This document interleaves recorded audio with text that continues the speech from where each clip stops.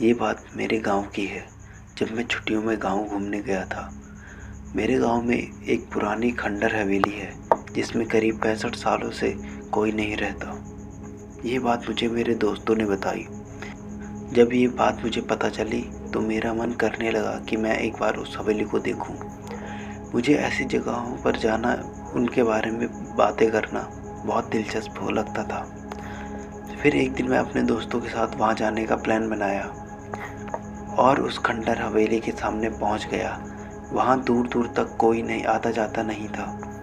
मैंने जब यह बात अपने दोस्तों से पूछी कि यहाँ अगल बगल कोई क्यों नहीं रहता, बल्कि लोग रास्ते से आ जा भी नहीं रहे हैं, ऐसा क्यों? तो मेरे दोस्तों ने बताया, ये हवेली सिर्फ पुरानी और खंडर नहीं है, बल्कि यह हवेली एक भूतिया श्रापित हवेली है। मैं बोला, ऐसा तुम इतने यकीन से कैसे कह सकते हो? मेरे दोस्त ने कहा, यह पूरे गांव का मानना है। इस बारे में एक पुरानी और सच्ची घटना प्रसिद्ध है। मेरे मन में इसके बारे में जानने का ख्याल और बढ़ने लगा। मैंने पूछा, क्या है इसके पीछे की कहानी? तब उनमें से एक दोस्त ने मुझे बताना शुरू किया। आज से करीब 65 साल पहले इस हवेली के मालिक बहुत बड़े जमींदार हुआ करते थे। उनकी एक पत्नी भी थी जो बहुत सुंदर थी और उसका नाम सुलेखा था। उस समय डाकुओं का खौफ लोगों में बहुत था। डाकुओं की एक टुकड़ी गांव में घुसती और गांव को पूरी तरह बर्बाद कर देती। एक बार डाकुओं के सरदार की नज़र जमींदार के धन और संपत्ति पर पड़ी, जिसके बाद उसने जमींदार के घर डकैती डालने का सोचा। इस पर सभी डाकुओं ने हाँ कर दी। डाकुओं ने एक दिन जमींदार की हवेली पर डकैती कर दी। जमींदार ने भी अपनी सुरक्षा के लिए पहले ही कुछ सिपाही खड़े किए हुए थे और नौकर रखे हुए थे, जो डाकुओं के हवेली आने पर उनसे लड़ पड़े। पर क्योंकि जमींदार के सिपाही और नौकर बहुत ही कम और असाधारण हथियार के साथ थे, वहीं डाकुओं की संख्या बहुत ज़्यादा थी और उनके पास अच्छे हथियार थे, जिसकी वजह से जमींदार के सिपाहियों और नौकरों को कुछ ही देर में मार डाला गया। ये सब देखने के बाद जमींदार ने सोचा, इससे पहले डाकू हवेली का दरवाज़ा तोड़कर अंदर घुस जाएं, मैं अपनी पत्नी और खजाने को छुपा देता हूँ। फिर उसने खजाने को हवेली में ही किसी खुफिया जगह पर रख दिया और अपनी पत्नी को हवेली के अंदर एक खुफिया कमरे में छुपा दिया और वह कमरा बाहर से बंद कर दिया। इसके कुछ ही देर बाद डाकुओं ने हवेली का दरवाज़ा तोड़ दिया और अंदर घुस गए। थोड़ी देर बाद डाकुओं ने जमींदार को मार दिया, पर जमींदार ने मरते मरते अपने खजाने का पता उन डाकुओं को नहीं बताया। डाकुओं ने खजाने को बहुत खोजा पर वो नहीं मिला। फिर डाकू हवेली से कीमती सामान को लेकर चले गए, पर जमींदार की पत्नी जो एक खुफिया कमरे में बंद थी, उसका किसी को पता नहीं था। उसकी पत्नी बहुत चिल्लाई, लोगों को बुलाने की कोशिश की, कमरे के दरवाजे को तोड़ने की भी कोशिश की, पर वो अंत तक कुछ नहीं कर सकी और भूख प्यास के कारण वह तड़प तड़प के मर गई। उसके मरने के बाद उसकी लाश की बदबू से लोग हवेली में गए और उस कमरे को तोड़कर उसकी लाश को वहाँ से निकाल कर उसका अंतिम संस्कार किया। कहा जाता है कि आज भी वह अपने पति के इंतज़ार में उस कमरे में रहती है। उसका पति कभी तो आएगा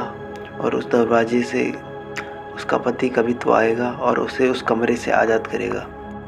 और आज भी उस हवेली में घुसपैठियों या बिना इजाज़त के अंदर आने वालों को सज़ा देती है। मैंने अपने दोस्तों से यह कहानी सुनकर उन पर विश्वास नहीं किया।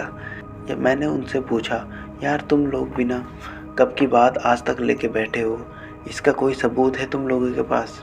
तो उन लोगों ने बोला, कुछ लोगों ने इस हवेली में जाने की और वहाँ रुकने की गलती की थी और आज तक इस सदमे को भूल नहीं पाए हैं। मैंने पूछा, ऐसा क्या हुआ उन लोगों के साथ इस हवेली में?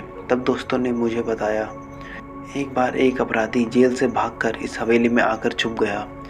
उसके बाद कोई नहीं जानता कि उस हवेली में उसके साथ क्या हुआ। बस दूसरे दिन उस अपराधी की लाश हवेली के बाहर मिली। मैंने बोला, यह हादसा भी तो हो सकता है। लेकिन उन लोगों ने कहा एक बार एक चरवाहा उस हवेली में रात रुकने के लिए रुक गया। जो जिंदा उस हवेली से बाहर तो आ गया, पर उसका मानसिक संतुलन खो गया। तब से वो आज तक पागल है। ये बातें सुनकर मेरी हिम्मत नहीं हुई कि मैं उस हवेली के अंदर जा सकूं। इसलिए हम लोग वहीं से घर चले गए और मैं उस हवेली को दोबारा देखने कभी नहीं गया। मेरी उम्र 30 साल है। ये कहानी तब की है जब मैं 15-16 साल का था। मेरी फैमिली में मम्मी पापा और मैं और मेरी छोटी बहन थी। मेरे पापा की सरकारी नौकरी है, तो उन दिनों हम सरकारी क्वार्टर में रहा करते थे। तो हम पापा का प्रमोशन हुआ तो हमें उसी कॉलोनी में नया फ्लैट मिल गया। हम नए फ्लैट में चले गए। मैं बहुत खुश था ये सोच के कि हम अब नए घर में जा रहे हैं तो मैं अपना अलग रूम ले लूँगा। कुछ दिनों में हमने वहाँ शिफ्ट कर लिया। शुरू में तो सब ठीक ही चल रहा था, लेकिन जब से हम उस घर में गए थे मुझे उस घर में एक अजीब सी मायूसी महसूस होती थी। हमारे घर में पूरे दिन चहल पहल रहती थी, लेकिन उस घर में एक अलग सी मनहूसियत और सन्नाटा फैला रहता था। ऐसा लगता था मानो इस घर में कुछ बहुत ही गलत हुआ है।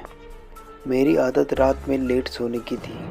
हमारा केबल वाला रात में नई फिल्में लगाता था, तो मैं वही देखता रहता था अपने कमरे में पूरी रात। पापा मम्मी और बहन दूसरे कमरे में जल्दी ही सो जाते थे। शुरू में तो सब कुछ ठीक ही चल रहा था, लेकिन एक रात मैं अपने कमरे में बेड पर लेट के टीवी देख रहा था, तो मुझे अपने कमरे के बाहर से कुछ आवाज़ सुनाई देने लगी। मुझे लगा शायद मम्मी उठी होंगी टॉयलेट जाने के लिए, तो इसलिए मैंने ज़्यादा ध्यान नहीं दिया। हाँ, टीवी की आवाज़ ज़रूर थोड़ी कम कर दी थी, लेकिन फिर 4-5 मिनट बाद फिर से कोई आवाज़ आई। आवाज़ ऐसी थी जैसे कोई औरत पायल पहन कर चल रही हो। मैंने टीवी की आवाज़ बिल्कुल बंद कर दी और बाहर से वही आवाज़ आ रही थी। मेरा रोम रोम खड़ा हो गया था।